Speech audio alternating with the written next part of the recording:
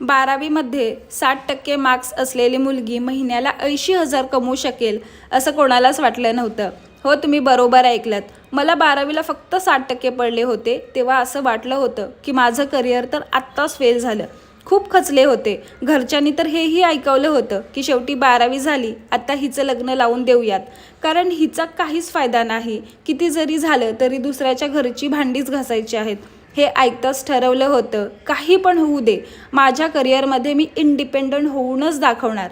मला सपोर्ट करणारं कोणी नसल्यामुळे बाहेर जाऊन जॉब करणं तर इम्पॉसिबलच होतं.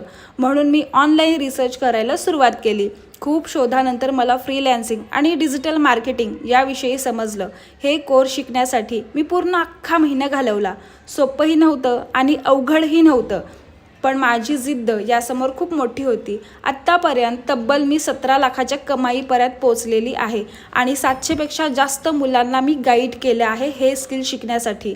त्यामुळे तुम्हीसुद्धा टेन्शन घेऊ नका. 10वी-12वीच्या रिझल्टवर आपलं आयुष्य डिपेंड नसतं किंवा करिअर डिपेंड नसतं. आणि हां, जर तुम्हालाही हे कोर्सेस शिकायचे असतील तर कमेंटमध्ये तुमचं नाव टाईप करा. मी तुम्हाला पर्सनली शिकवेन.